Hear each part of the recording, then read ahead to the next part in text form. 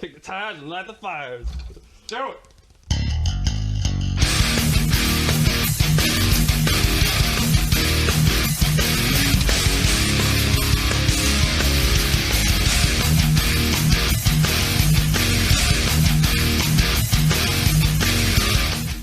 Hey, what's up, Browns fans? Thanks for stopping into the Danger Zone. I'm Josh. He's Rich over there. What's going on, man?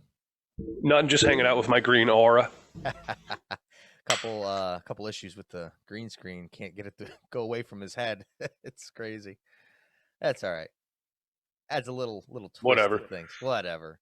You should be looking at me, not the green anyways. I'm so That's right. deadly That's handsome. Right. So here we are, Rich. Dead of winter here in February. Cold as hell. Things are, chugging along at a snail's pace like they normally do this time of year.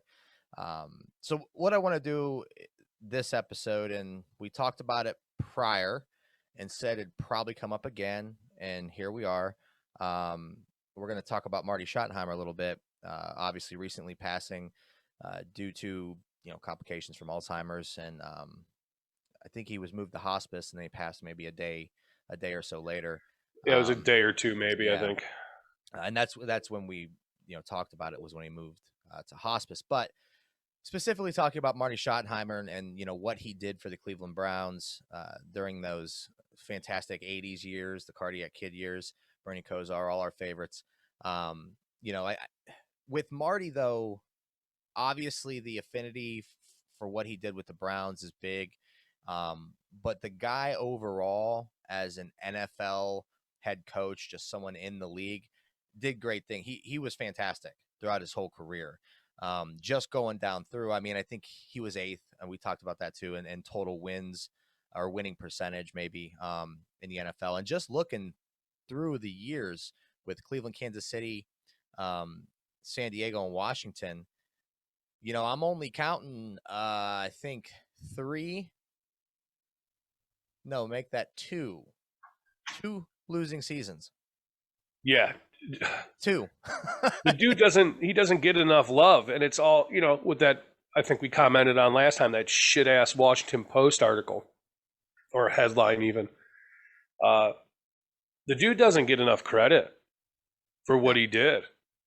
No, he doesn't. I mean, there's always the comments, well, he couldn't win the big game. Well, you can't point at a singular thing or a person and say they can't win the big game. It's just not the way it is in the ultimate team sport of football. Right. But Marty doesn't get enough love, dude. I mean, could you imagine today, right now, if a coach went 14-2 and then got fired? Could you imagine how that would go down? Yeah, it would be anarchy for sure. For everybody would be dragging that franchise through the dirt. And every time he gets the short end of the deal, wins football games, and then just eventually leaves, and nobody gives it enough respect. Put some fucking respect on Marty Schottenheimer, man. Yeah, I agree. Put some respect on his name for sure, and not just obviously because he passed, but and I guess that's what it does when someone passes away. It gives you a chance to reflect on their legacy, what they did. And you're right, he doesn't get enough love, and I don't know if that's more of a product of that, of people not really looking back on what he did. And it's like an artist, right? An artist's work never really even gets recognized until they're dead. They're long gone. Right. Yeah, you should. Nobody cares until all of a sudden, whoa, he's not here anymore. Yeah. Look at these things, really are fantastic. Yeah, it's exactly right. So much love to Marty on that. There's a couple parallels I want to draw here with Marty and those 80s Browns, and obviously what we're witnessing here with the new regime of Browns, the new breed here. Marty had a term pretty much dubbed for his style of football, and that was Marty ball. And it was the emphasis of a strong running game with limited turnovers in the passing attack. Now, Marty, he did take away some importance of the passing game, and that's part of the reason him and Bernie, I don't want to say butted heads, but they had differences on philosophy at times, especially early on. But that core philosophy, strong running game, limited turnovers, physical, he liked physical, physicality out there. passionate. The players, at least from all the research I've done on it, all the players looked up to him as like a father figure, not just a coach, respected him. And the more I read, the more I seen things, I'm like, man, that's really kind of what we have right now with Kevin Stefanski. And I'll tell you what, if he can harness that and kind of mimic what Schottenheimer was able to do with the Browns in the 80s, obviously with going to that next level and winning, at least getting to the big one, I think we're set up for some fun here in Cleveland with that, Rich.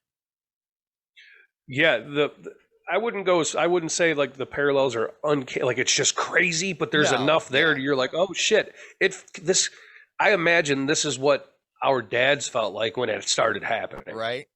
Yep. Like when Stefanski Marty got involved, we're obviously a little too young. They're like, whoa, it feels like there's something building here, and there's definitely something fucking building here. Stefanski has that same like coaching type personality where it's X's and O's and things like that, but these guys can trust him. And I think that's one of the biggest things we've missed in Cleveland coaching wise. You saw it on fucking display with Hugh Jackson. Sure did. Where that dude wasn't accountable for shit and blamed everyone but himself. And then he did a media tour blaming everyone but himself. He did too. Right. And with Kevin, you feel like you can trust him. You know what I'm saying? And that goes a long way outside of the intricacies of football. That's a piece that often goes overlooked. It's turned into a cliche, but a leader of men, and that's what you need in the NFL. The greatest scheme will eventually get figured out. All right. The fantastic, great players will eventually get old. The coach still got to be there. You know what I mean? For the coach to hang around, he's got to adapt. So it's got to be his ability has got to transcend X's and O's and scheme and bullshit like that with football. It's got to go into like the leadership, character building, relationships, people skills. The guys have to respect your character and understand that, you're the real deal.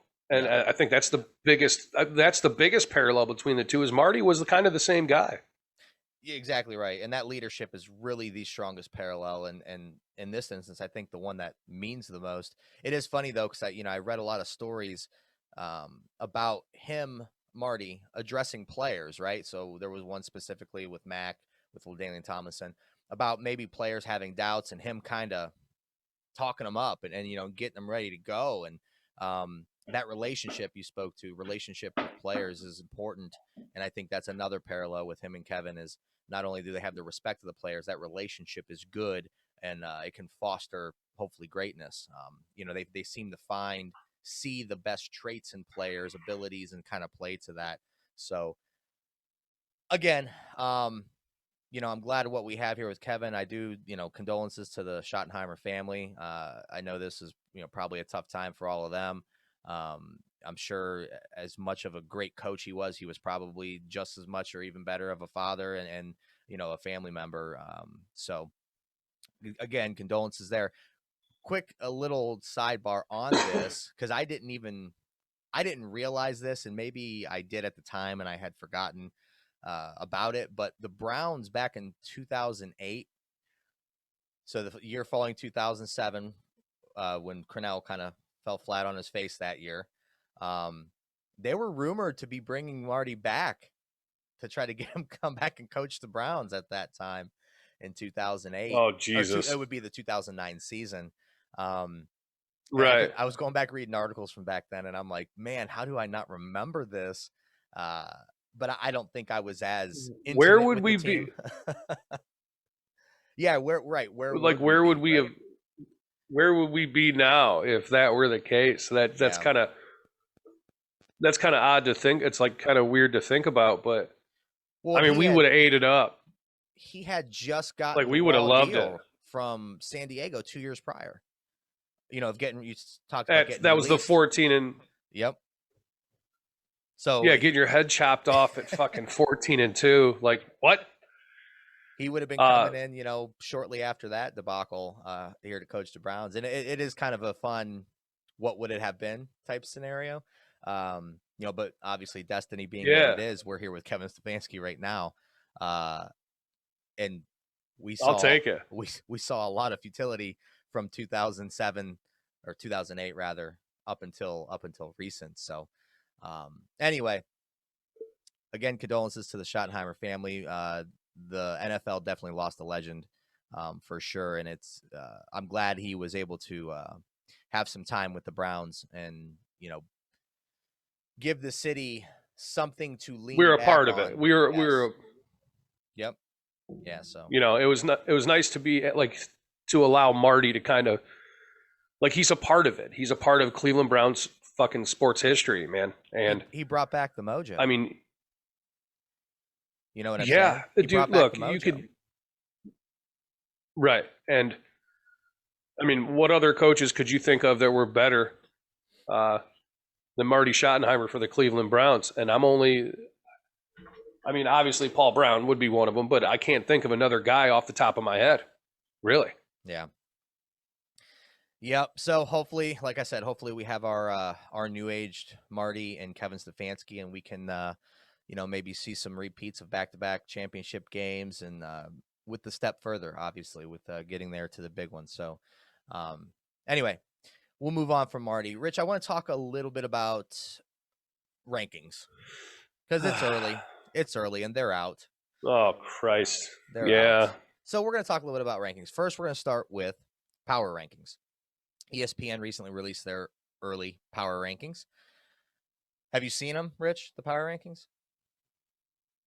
No, for what? It's the off season. Like, I don't give a damn ham say. I don't care about the Vegas odds. Free agency hasn't happened. The draft hasn't happened. Nothing has happened. Nothing's happened. And we're like, fucking, who's going to win the Super Bowl next year? That's like, damn straight. Where do you think the Browns fall out of 32 teams in the ESPN power rankings? Top 12, top 10, somewhere in there. Top 10 is correct. We come in at number 7.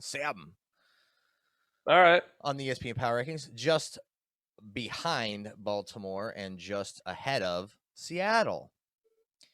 So, top 10 team according to the ESPN power rankings. Rich, even though it's not much of a factor because it's early, given all the data we have and where we sit right now, fair or foul on being ranked 7th in terms of power? I think it's fair in the sense where it's in the ballpark, but I would. No, it's about right. I can't really complain. Like, I mean, if you're in the top 10, you have a shot at the Super Bowl. I mean, realistically, you get into the playoffs and shit can get crazy. So yeah, I'm good with it. I mean, it doesn't fucking matter, not even a little bit. Like, thanks for that, ESPN. You actually had a human do that work to post it for us all to see. Like, hey, cool, man. It's they got to do the work because there's nothing going on, and then we got to feast off of it because there's nothing going on. So, oh, dude, it's so tough this time of year to even like right now to stay in it like all year. Like, there's just information coming out that is just not fucking relevant in any way, shape, or form, and it's gonna be obsolete in a fucking month. Yeah, once everything gets going with free agency, and then obviously once we get to the draft, yeah, you're right. So let's keep on the let's keep on the track of useless fucking rankings and stuff, and we'll go with odds to win the AFC North, Rich. Something the Browns have never done since the AFC North was formed. Who do you think would have the best odds in the division to win the division? Well, it's right now in my eyes. Well, not in my eyes because my list is different. It's got to go Baltimore, Cleveland, Pittsburgh, Cincinnati in that order. But Cleveland's got a 50-50 shot in as far as I'm concerned. Yeah, that's exactly the order that they're actually listed in. So you nailed that one. Baltimore sits with a plus 110 odd to win the division. Cleveland's 200, Pittsburgh's 280, and the Bengals are 2,300. So all the bet makers are like, yeah, they're not even going to be close. Crazier things have happened. But I got a scorcher.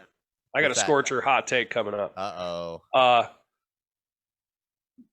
Cincinnati finishes with a better record than Pittsburgh next season. Cincy, huh? Wow. Yes. Yes. Yeah, that's a hot. I'll give you that. That's a hot take. That's a hot take. I think there's going to be some fucking goofy shit happening in Pittsburgh. Like, there's a chance Ben Roethlisberger may be playing for another team next season.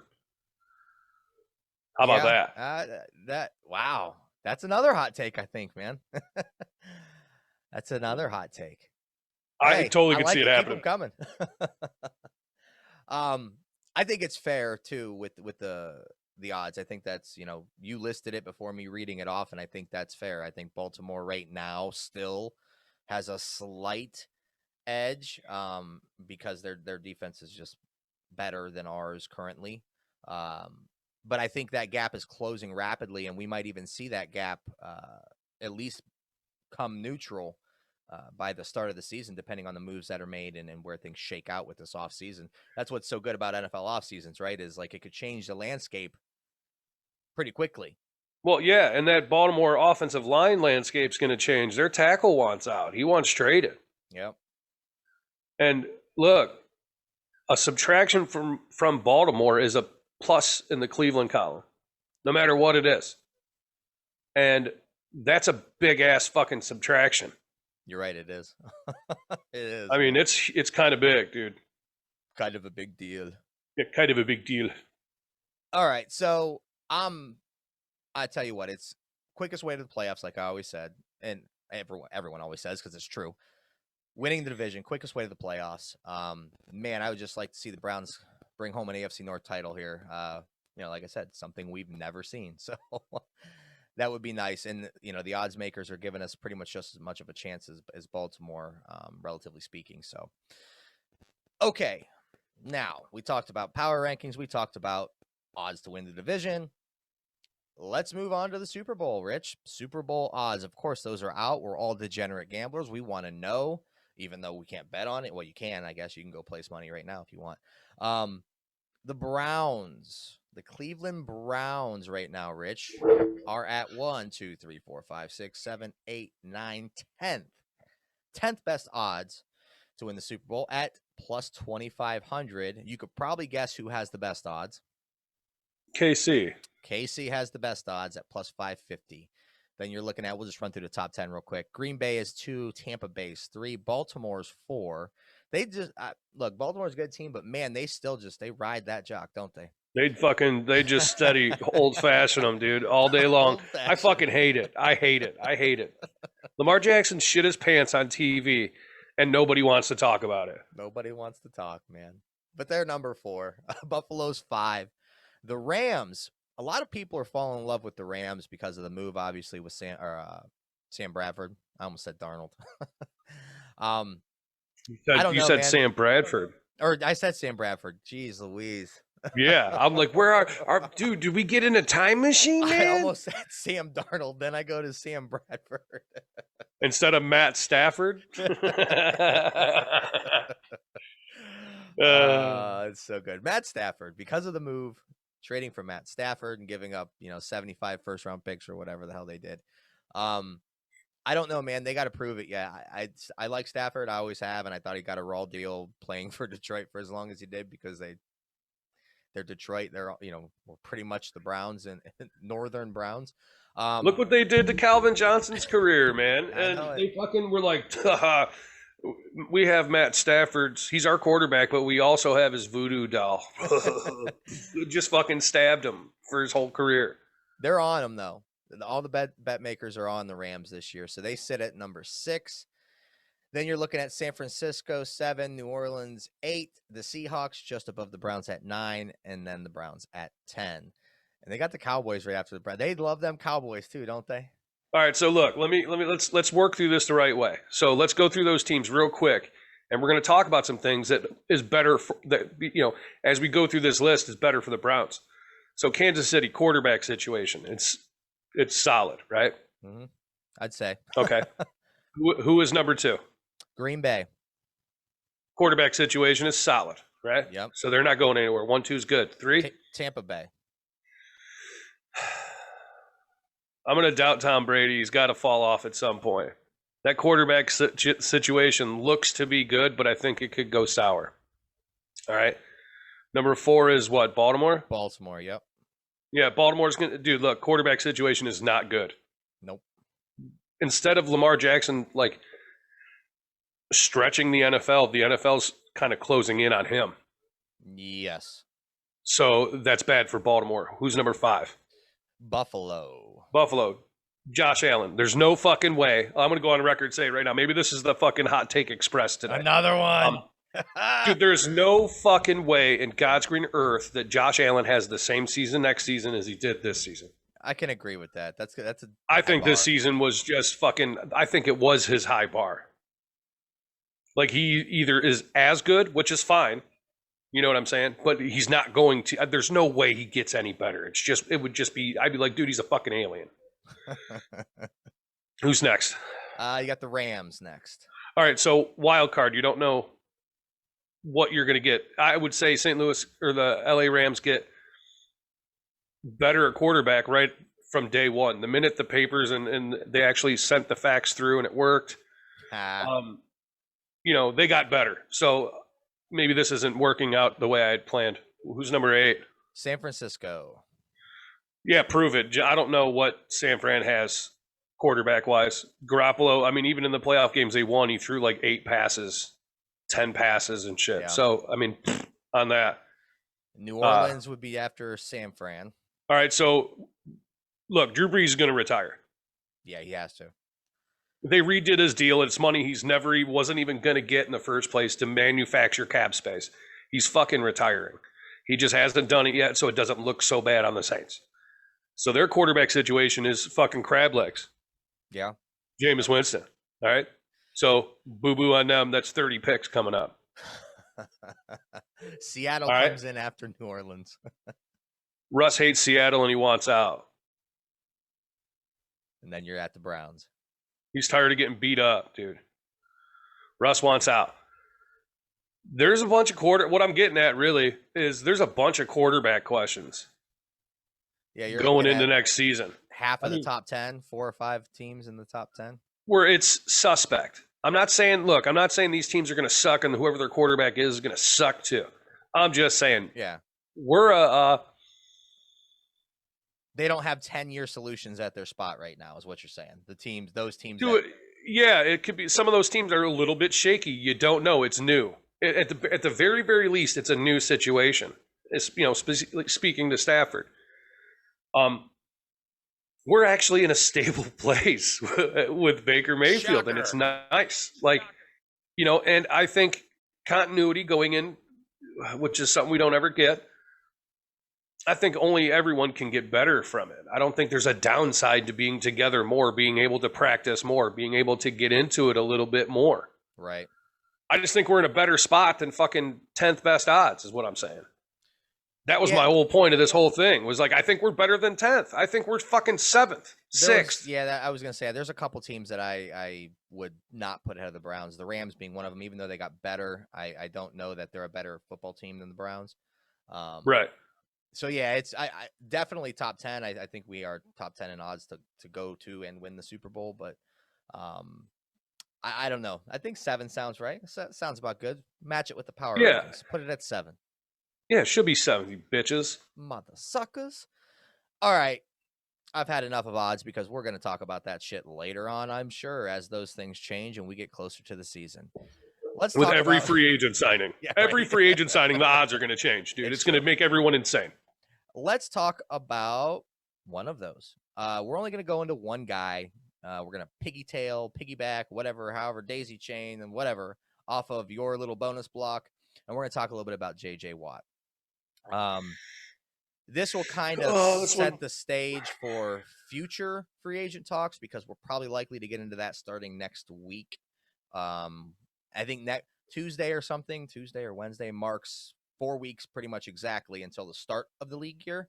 But you'll see talks start to heat up in a couple weeks, probably 2 weeks. So we're going to be getting in depth with some more free agents for this episode today. We're just going to talk a little bit about J.J. Watt. So the Browns are talking to J.J. Watt's camp about signing him. That has come out. Okay, they're one of a number of teams, obviously, that are inquiring about J.J. Watt. So some of the outlets are saying the Browns might be a prime contender. They might be in the number one seat to get him on the football team. And right now, in terms of guys that are out there for this defense, you know, he's probably the best option to help immediately improve your team. And let's be honest, we're going to need help on the D-line. We talked about some of the free agents on our side of the ball right now on the Browns team, and the guys that we might not bring back. And let's be honest, J.J. Watt with Myles Garrett, he might see some of the best numbers he's seen in years, to be honest with you.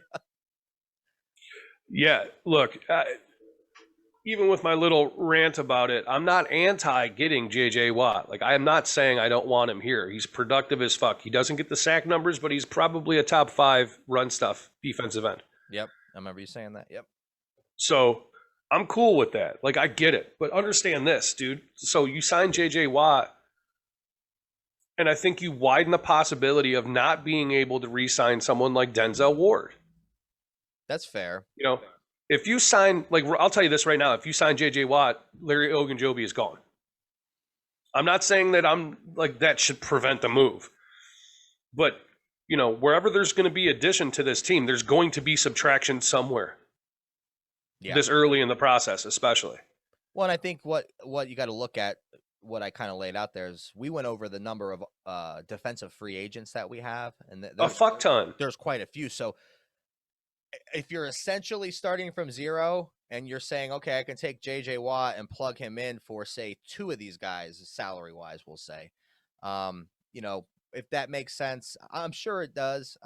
We're not going to get into the numbers and the dollars of this. Just from a pure talent and what he brings to the field standpoint, yes, it's diminished because he's a little long in the tooth, but still damn good. Still be able to help.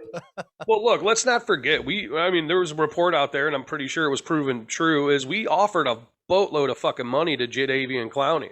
Ah, yes. Those were the days. Which was a good look, like, at the, you know, without using hindsight, like, you know what, I can respect him for offering that deal.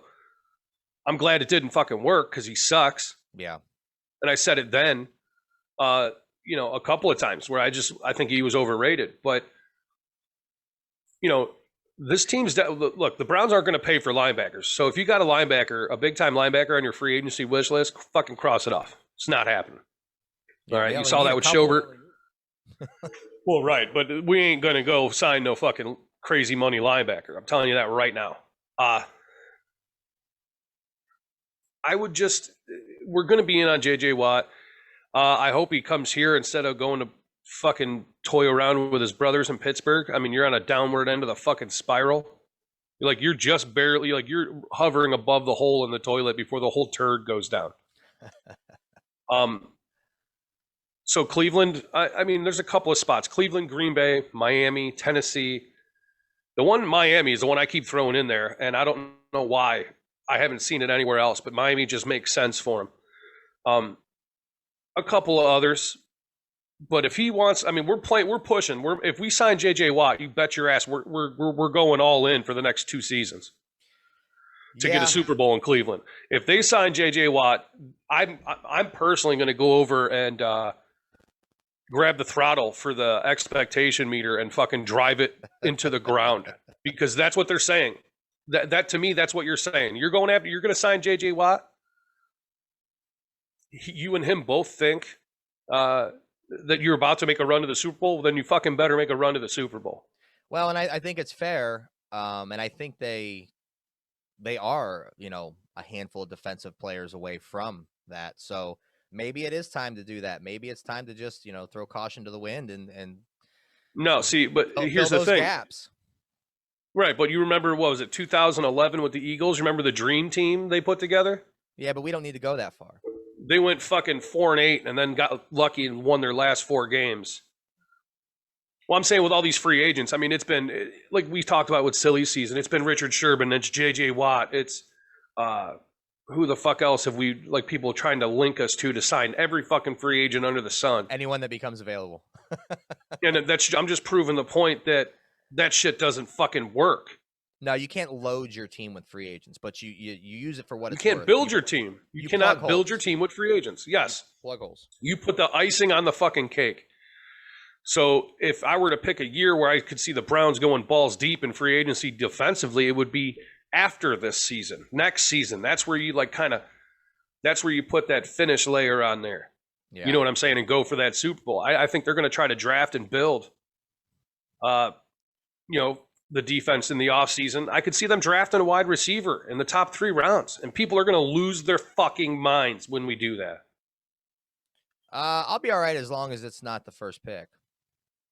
I think it'll be a corner with the first pick, believe it or not. It's going to be a defensive player. But I mean, with Yeah. Woods' preferred style of defense, yeah, it's going to be a defensive back of some kind, right? You'd figure corner. Has to be.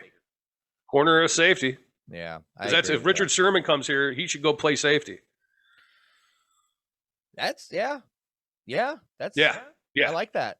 Prolongs his career. Yes, it does. Because we don't play like the scheme for Woods. I don't think is a lot of zone. I think it's a lot of man, and Sherman's a good zone corner.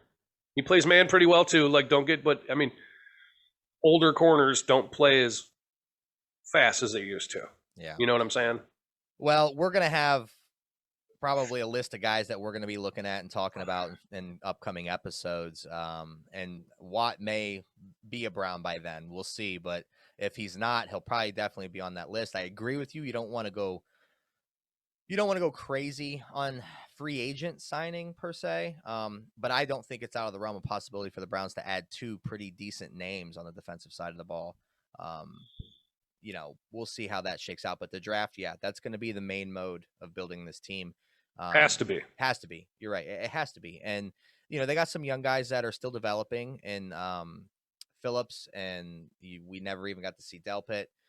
So there is some potential with youth still on this current Browns defensive roster. So we'll see how they kind of mash that together this year. But I thought the JJ Watt thing was picking up steam, and you did your bonus block on it, and I wanted to just touch on it a scotch here before we move on to other things. There's something else it's this time of year, Rich. It picks up steam every time this time of year, right? It is silly season, and it's trade Odell season, because that's where we sit. So rumors cropping up, of course, most notably the Tampa connection, which is just speculation, but it's people putting pieces together. So fuck it. Let's entertain the idea quickly. And I mainly want to focus on this because we all know the Browns are not a better football team. The Browns are not a more talented football team without Odell Beckham. That's how I'll phrase it. He's a great talent. You can't deny that. You can talk about chemistry. We can go down that road, but we all know where that goes. So, but he's a talent. So you subtract talent. Usually that means the team isn't as talented. So the fact is this, though, he could be traded, and the possibility is not far-fetched. It's not. It just depends on how the money works out and what the compensation is, and yada yada yada. So, with that being said, Rich, what would be, you got an offer right now, Joe Schmo, GM's on the phone, hey, Andrew Berry, what would be the minimum compensation that you would accept as trade for Odell? First round pick. First round pick. I don't care if it's 32, 15, 28, whatever. First round pick. Okay. I would I'd take a second and a third too. I think I would. All right, I want a top 10 second round pick then. Yeah, I think you do start playing with where it's at that stage. Where the pick all right, is. fine. So I'll take a pick in the top 42 picks. That's it. That's I'm starting there, and if you ain't meeting my shit, then I'm hanging the phone up. Do you know when he's already guaranteed with the injury, but do you know when that is to be paid, or has it already been? I don't know. I think it's like June 1st or some shit. I so don't. If they were to trade him and the team assumed his new salary, would it not be? Is it dead cap space still for the Browns regardless? Man, that's cap wizard shit that I've already said doesn't even fucking matter. Teams just use it to like put a veil over him that says, "Oh, we had to get rid of him for money reasons." Yeah. And regardless, it could be a Brock Osweiler type. We talked about this before. It could be a Brock Osweiler type trade where it's like, yeah, we'll trade him, and we're gonna eat, even if they have to eat the $13 million. and they get a first or a second and a third or whatever, you're buying the pick. And, if they value that more than him being on the team, then I'm going to put my faith in that. That's fine. I've always said it with Odell. He's a nice to have, not a need to have. So it's going to be interesting to see where this shakes out, because I do think there are some legs to it, at least a little, in terms of there being interest in Odell around the league with other teams, and the Browns maybe being able to get some decent compensation for him. But if not, you don't give the guy away for peanuts. I mean, he's talented. You keep him on the team, and you see what he can do next year, hopefully back healthy and hungry. So, all right, so I'm going to keep with the same flavor I've been going with all episode here, because it's the big Hundo. We haven't even talked about this being the 100th episode of the Danger Zone. Right, we didn't say nary a word about it. Dude, this is the big fat Hundo. So maybe that's why I'm just screaming out scorchers. I think OBJ is part of the sales pitch to free agents. Yeah? I think the fucking 12-6 record we finished with, essentially, right? Yeah, at the very end, yep. So you couldn't do it in the past because you're like, the player would be like, well, show me something, because you guys have been fucking awful, right? So that, I mean, we won in the first round. We put the Chiefs in a spot where it came down essentially to a 4th down play, in a roundabout way. And all you hear around the league, man, is like his teammates fucking love him. The staff loves him. Like, he's not a bad teammate. I've told you about the part of the previous season with Monken and them there, where OBJ got him and Baker together and like tried to hash out their differences and get this thing like righted. Like, the guy's a good teammate. Monken. We just see a bunch of shit on TV when he's beating up a kicking net or whatever. And I think he's part of the sales pitch. And I think, depending on his legal stuff, Von Miller might be part of the sales pitch. Yeah? Damn. Yeah, dude, look. I don't know what his fireballs. Dude, look. I've seen little breadcrumbs over like the last season and a half, 2 seasons with shit like that, with Instagram posts and things like that. Now he's got legal trouble, which I don't want any part of. Yeah. Like, you know what I'm saying? And I think it's some skeevy shit too. It wouldn't surprise me, but I think OBJ is part of the sales pitch, man. And you'll get the production on the field. I mean, the dude's like 30% ahead of his recovery with his knee. He's working his ass off. And a hungry player, a hungry Odell, is a scary Odell. I think he got fat and living high on the hog over the last couple of seasons. Not saying he didn't work his craft, but he didn't work his craft like he used to. And I think this might be a different season. I'm not going to go all in on OBJ, but I think he's a part of the recruiting. How about that? I like it. I mean, look, the reality is this: even though his numbers weren't staggering the first 5 games that he played or whatever it was, the offense was still, to be fair, and this is a valid argument, the offense was still figuring its way through, right? It started clicking in the second half, yeah.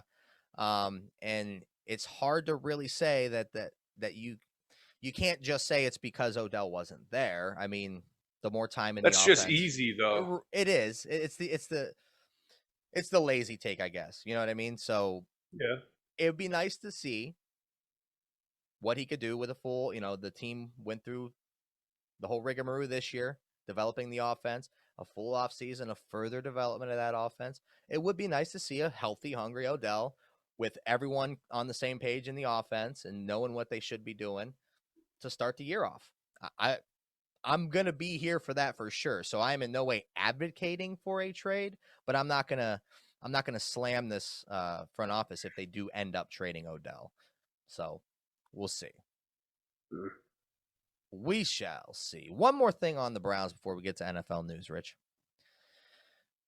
Wyatt Teller. We're going to talk about a little bit of big man love again, because we have to sprinkle it in every few episodes at least. PFF named him the most improved Brown from a season ago. Rightfully so. The guy had a 56.7 grade in 2019, and he skyrocketed that to a 92.9 this past season. So, one thing we have to talk about with Wyatt Teller, and then this is more of the conversation that I'm driving at, he's going to get paid. He's on the last year of his deal, so he's going to be a free agent. And the Browns are going to have to make a decision this offseason to either extend him or let him play out this year and hit the market next year. They could work on an extension through the season too, but I know teams generally don't like to do that. Once the season starts, they kind of want the focus to be on playing football. So if you don't extend him this offseason, it's likely there won't be any talks until he hits free agency. And then you're if he has another season like he did this year, you're competing with the rest of the league. Yeah, if he has a season, if he repeats the season, you're not getting him here. No. Someone's going to overpay. Yes.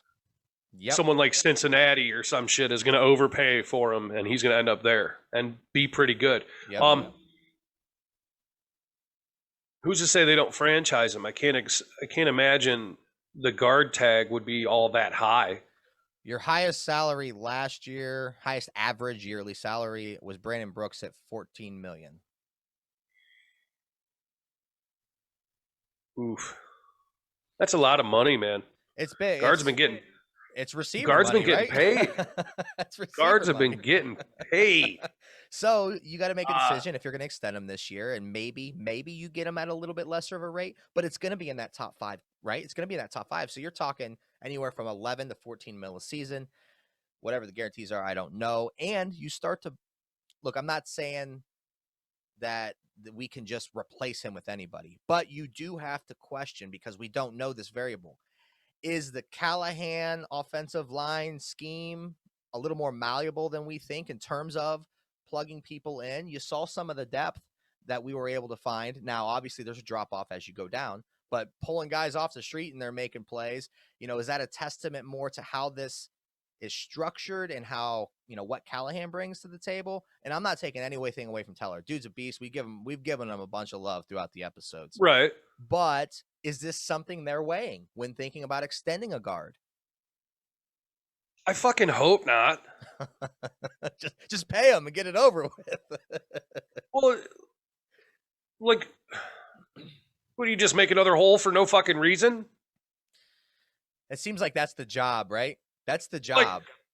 You're constantly plugging the holes in the boat, because one's going to pop up here. You got to plug, put a finger in it. Right. Like, I mean, that's like the guys walking around building a foundation for a house, and some asshole's running behind him with a fucking sledgehammer, blowing the blocks out right behind him. Like, why would you make more fucking holes? You know what I'm saying? Yeah. Just fucking pay the man. Just pay him and be done with it. Pay him. I'd like to see him extended. Yeah, extend it. Give him some new fucking money so his cap number's fucking low, and move the fuck on. Look, you're not good enough to let players fucking go yet. No, you're not. You don't have that trust from me yet. Yeah. When I see a track record where I'm like, okay, you can let this guy walk because you draft well, and I'm willing to, let's see what you got.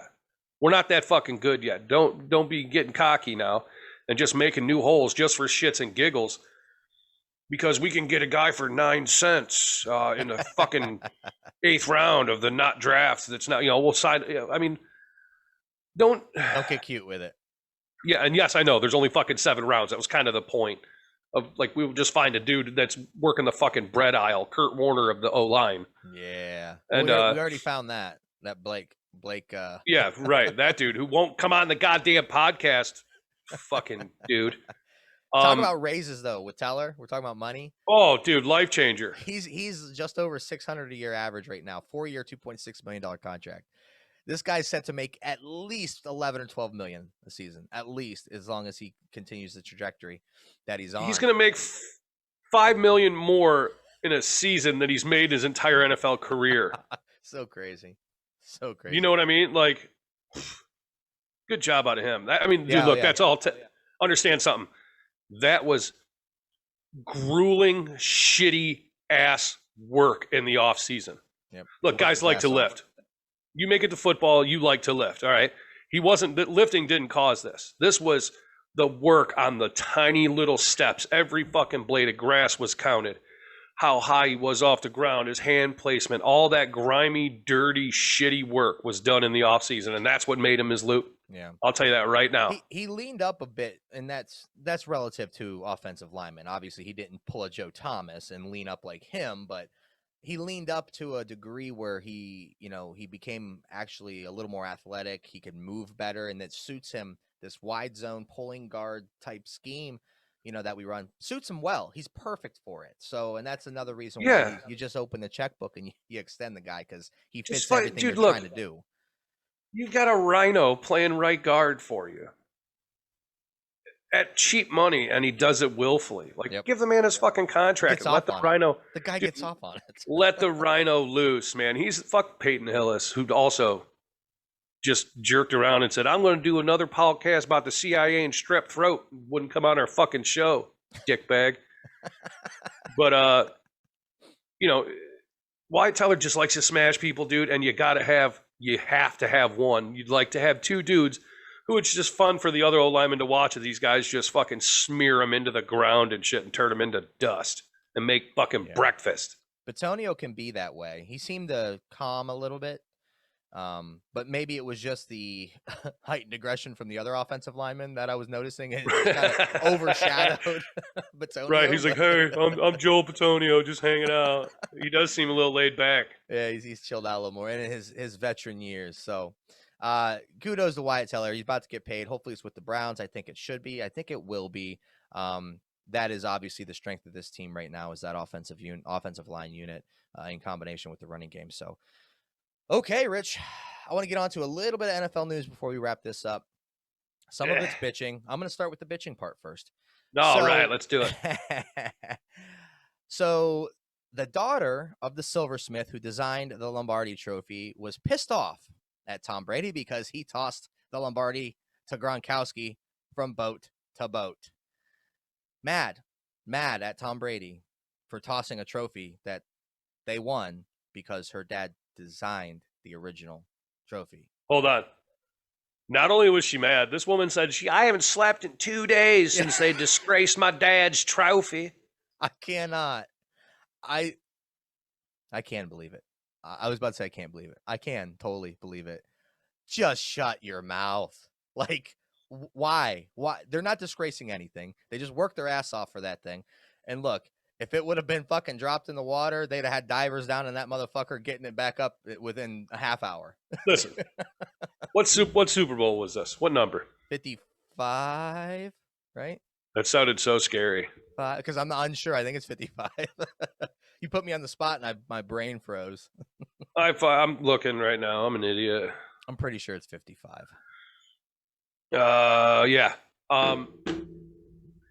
So we're 55 Super Bowl trophies removed from the one that your dad designed. Yeah. Right? But instead, hold on, wait, let's go further back here. This may be the problem. Not fucking Karen Blacksmith here, who's all upset about who's the fucking asshole who sought her out and asked her opinion? That's journalism. Someone had to come asking. Someone had to come asking. She didn't seek people out to tell them she was mad. Someone told her she should be mad. So then she was mad. Yeah, and then they got the clicks for fucking picking on some fucking Midwest lady. Why are you so upset that they tossed a trophy that your dad designed and then they've built 55 of them at least ever since? And I'm just gonna say it. It's a fucking pedestal with a fucking football on it. What's so goddamn innovative about the design of that trophy? Yeah, nothing. Honestly, it's a pedestal with a fucking football on top. Yeah, it's made out of silver. It's plated in silver. It's not even made completely out of silver. It's got a lot of silver on it, like 7 pounds or something. But regardless, it's not some big elaborate fucking. Look at this masterpiece. It's a fucking pedestal with a fucking football on it. Jesus. Yeah. It's just, look, like I said, I'm going to stop getting mad at the people that they put on TV when they're mad about something fucking ridiculous. I'm going to start directing all my anger at the people who sought them out. Yeah. That's where it should be directed, honestly. Because I can't do this every fucking 2 days. Where some person who's, look, they're not exactly at the fucking peak of the IQ chart here. but someone finds them and preys on their stupidity and says, you should be mad about this. And let's tell your story. What they're also saying is, I'm going to exploit the shit out of you. The purposeful drumming up of drama. We know all about that in Cleveland, Rich. So I can't, dude. At least it's far reaching. It's not just here. I can't do this every other day. I mean, if it's not the Florida man doing something, it's fucking the Karens all over the, just, I'm so angry. Why? They told me to be. I don't even know. Like, Jesus Christ, man. I don't know what it means, but I love it. I can't do it anymore, dude. Like, people are just we're past the things that we should be outraged about. All the other things that happen, we're not outraged about. We just look that way. Like, oh. Yeah. But like, they threw a fucking trophy. It didn't fall in the ocean. It didn't get lost forever. The guy caught it and he held it in the air. Like, shut the fuck up. They drink beer out of the fucking Stanley Cup. Like, yeah, that's true. And that guy's first name is Lord. Fucking Lord Stanley. This is the goddamn silver football pedestal. Shut the fuck up. From now on. It is not Jesus. It's the silver football pedestal. Like, just shut the fuck up, man. Go back. Go make some fucking cookies. Go get beat. Whatever. Do anything else. Stay off the goddamn TV. Yeah. All right, we'll move on. From the silver football pedestal trophy thing. Right. NFL. I like the NFL for multiple reasons. One of the reasons is because it's not like the other two major sports. There's a little more fairness, equality. Usually the Browns have been bad for a long time, but they try to set it up to be that way and be, exciting and competitive. I like that about the sport. There is some parallels being drawn lately of the NFL maybe turning into the NBA, actually being dubbed the LeBron James effect. So several star NFL quarterbacks have gone public with frustrations, about one thing or another, organizational dysfunctions, yada, yada, yada. You're talking Watson, Aaron Rodgers. Rodgers is kind of tongue in cheek. He wasn't really, super vocal, but Carson Wentz, so is the NFL turning into more NBA-esque with their star athletes, Rich? Do you see that shift happening at all? I could see it happening. I don't know how well it's going to work. I mean, there's got to be some kind of positive effect. Carson Palmer wanted out of Cincinnati, and the dude had to fucking retire to do it. And the way these NFL teams treat some of these guys, like I said, everyone knows the salary cap's a joke. Like, all these players want all these players to come to their teams because they'll all still get paid. You know what I'm saying? But I don't know if the LeBron James effect will work in football. In football, you how do I put it? In football, you're more reliant on the trust of the guy next to you to do his job, to make plays. Yeah. In basketball, everybody can go on their own, and it just works. You can't have a guy go rogue on the football field. It's true team and sport. Try to be a hero. Yes, it's 100% team sport. And I think when you start getting big personality guys here, like, you're not exactly talking about the dudes that will lay themselves on the line so another buddy can make a play. Yeah. You know what I'm saying? Like, you got to, in society, you got to have someone who's emptying the garbage. You got to have someone who's sweeping the floors, cleaning the fucking toilets. And it's the same thing in football. You got to have the guys that are eating up blockers so the guy behind him can make the play. You got to have those important pieces just as it is in society, just as it is on a football field. You got to have the dirty dudes that do the shitty work, or it doesn't work. Yep. I hope, look, I'm all about being able to a degree to make a decision like that and choose to leave a place if you want to. I know contracts get messy. I kind of look at it like me, like, if I'm unhappy where I'm working, I'm fucking out, man. Like, right. Yeah. I'm not staying here. So I get it. Like, I think that's, and to me, it almost gets to almost human right type stuff, not just work related stuff. Like, my happiness is my human right. So I'm going to try to achieve that. But in the same breath, I don't want things to get out of control where maybe someone who would misuse that mindset, could have the opportunity to misuse it, and you could see people taking advantage of things because it's human nature for the most part to do that. You give them an inch, they take a mile, them, they being us, all of us. So it's a slippery slope for me, but I do see it I do see the catering intensifying toward the superstar players of the league because let's be honest, it's a business and that's where the revenue is generated. So we'll keep an eye on that. I'm sure it'll be all in our face as the days and months and years roll by. Last thing, Rich. Last thing on the NFL before we What do we close got? out. How fucking bad of a foot can the Jaguars start off on? Oh, man. I mean, like, wow, dude. Wow. I've never seen anything like this before. So obviously, quick recap if you don't, I'm sure you all listening do know, but Jacksonville obviously recently hiring Urban Meyer. Urban Meyer filled out his staff. One of those guys was Chris Doyle, former strength coach at University of Iowa, who was accused of making racist remarks and belittling and bullying players, specifically black players, while they're at Iowa. They hired him. Bullying them and fucking doing stuff. Put like 11 players in the hospital. Yeah, this guy, from anything you can dig up, he looks like a gigantic shitbag. Urban brings him onto the staff, ridiculed the shit out of him. Not Urban didn't ridicule the shit out of him. The fans, media, everyone was like, "What the hell, you guys? What are you doing here?" And the guy resigned. He performed zero work for the team, resigned, and that's why I opened this statement with, "Can it start any worse for the Jacksonville Jaguars?" I mean, that's just. Look, I'm going to tell you, Urban learned a valuable lesson. When you're down in Gainesville and you're in Columbus, right, you are the big swinging dick of that area, right? What you say goes. We've seen it. We've seen it through all the big-time college programs where just the grimiest, dirtiest, nastiest shit was taking place, right? It ain't like that in the NFL, man. Nope. These players in the NFL don't need you to go to the next level. They're at the next level. Yeah.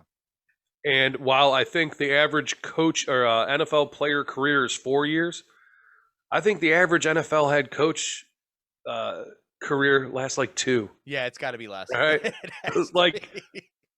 And Urban Meyer decides to go fucking sprinting into the NFL a la fucking Leroy goddamn Jenkins.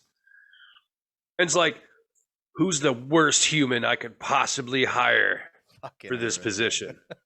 And he goes through a list of the world's shittiest fucking people. And he just picked the one that happened to be a strength and conditioning guy because he needed a strength and conditioning guy. He was on the list of like fucking, just the word Hannibal fucking Lecter, Jason Voorhees, fucking Jack the Ripper, Hitler, fucking Freddy, all of them, dude. Fucking, what, Leatherface. I mean, and he's like, oh, there's the strength and conditioning coach I needed. Bring him in. Yeah. And they brought him in on the bus it was the world's shittiest humans bus that dropped him off. Looked like a big turd. He's like, where are you from? I'm like, I'm from hell, man. I'm here to be your strength and conditioning coach. Welcome aboard, said Urban Meyer. You fucking idiot. And listen, if I know no Jaguars fans are listening to this podcast, but if you know a Jaguars fan, here's the sentiment. Laugh at them. Yeah, you can do that. Sure. Here's the sentiment I want you to convey to them. They should be deeply concerned. And here's why. Because of this statement I'm about to read right now. The statement that Urban Meyer and the general manager, Trent Baalke, I don't even know if I pronounced that right. Yeah, Trent Baalke. Yeah, released. You got it. You nailed it, bro. I know. I'm not good with names, and somehow I get this one. Anyway, the statement they released, one sentence says everything that you need to know about what this tenure is going to be for these two guys in Jacksonville. And I know I'm putting a lot on one sentence, but just my thoughts. They said, the team failed to properly consider the impact of hiring Doyle. Really? Really? So, a giant fucking billboard that was in front of you, you failed to see it? Get the fuck out of here. Oh, this guy ate. Oh, wait, hold on. So this guy ate babies and kittens, and we have a bunch of babies and kittens on our team. He likes to eat them. Bring them aboard. You have a bunch of young black players on this team who have probably experienced some type of racism along the way, as sad as that is.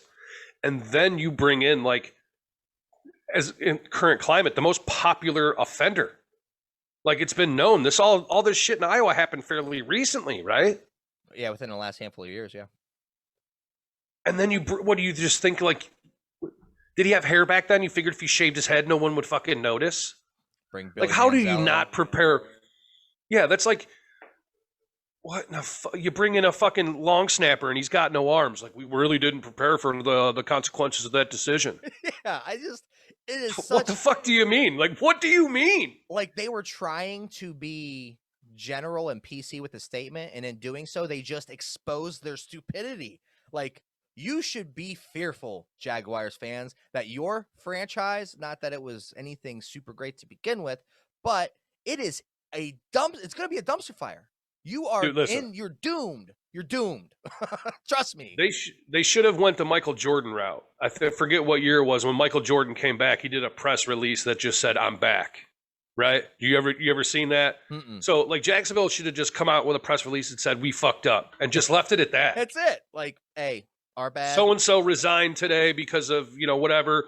Down at the bottom, we fucked up, and then just send it. Like, it would have been like, people would have been laughed because they used the word "fuck" in, like, the public forum, but failed to properly consider the impact. Like, you did. So what you're telling me is you didn't think about it. You just hired the motherfucker and didn't think about it. Drunken sailor, just fucking zooming that shit around like an idiot. Like, what the fuck are you doing? This is going to be an epic fucking a nuke of turd. Yeah. Is going to go down in Jacksonville. Yeah. Urban Meyer's he's going to quit and a year and a half in with brain aneurysms or something wrong with his health. Yep. And he's going to Bobby Petrino the fucking Dolphins. And that's just going to be what it is. I got to say, because I say it every time we talk about dysfunction around the NFL, thank fucking God it's not our team like it has been for 20 years. Yeah, we finally got through. We're on the other side. It's funny now. I love it. I'm watching it like... Yeah, it's nice to add NFL news into our podcast that's dysfunction with other teams and not ours. So, yes, again, thank you, sweet baby Jesus, and your golden fleece blanket. Thank you. Okay, Rich. Look, I was going to say, Chief, we will always be, since this is predominantly run by the Chief Petty Officer, the NFL news will almost strictly be terrible decisions and dumpster fire problems with other NFL teams because we are petty as fuck, and we've got some we've got some some scores to settle with other fan bases who shit all over us. Got a woodshed full of axes, dude, and I'm ready to grind. Grind all day, buddy. Oh man! All right, Rich. With that being said, that's kind of gonna wrap up this episode, talking about that NFL stuff. Like I said, we're going to have plenty of free agent and draft discussion coming your way here in the coming weeks, probably starting next week. We might do some segmented stuff throughout multiple episodes. We'll see how that's going to get structured. And obviously, we'll be covering any of the big topics that are prevalent for that week's episode. So I do want to thank all of you that have supported us from the beginning. So we're 2 years into this podcast, 100th episode. We just eclipsed 5,000 downloads all time. I know that's not a staggering number, but it's our number. It's our number for two idiots who've just been shouting into the darkness for 2 years. We're really proud of it. And for those of you who have been along with us for this journey, we do thank you. Please don't forget to try to spread the love and let people know if you like us. Maybe some other people like us. Spread the love. Get us out there. We'd like to get a little bit more interaction with the fans. We started the mailbag thing, so be sure to email your questions that you might want us to talk about or topics, whatever, to the Danger Zone on Twitter at the Danger Zone, a 6 for the G. So don't forget to do that. You can get me at Herb Twister on Twitter. And Rich, what's your handle? Dick Stark, buddy. Dick Stark at Dick Stark. So with that being said, again, thank you, Rich. Why don't you lead us out here on this one? Yeah, it's silly season, so I'm not, like I told you, I'm trying to avoid the nonsense and ignore the noise. as much as I can. I'm just going to say I'm going to end it with the worst person in the fucking world is still the guy who wrote the headline for the Washington Post about Marty Schottenheimer. Oh, That's yeah. the worst person in the fucking We world. didn't even talk about that. You're right, man. Dude, either way, the worst fucking person in the world. Dude, look, I'm not the evil. I am an evil type person, but I'm not going to wish ill will on you. I just hope, like, you misspell a bunch of words in everything that you write from here on out. I hope you just do a bad job at your job. And then when you die, someone's like, this dyslexic fuck was writing headlines for a newspaper. And people shit on your name after you kick the bucket. Fuck you. Go Browns. Go Browns, baby.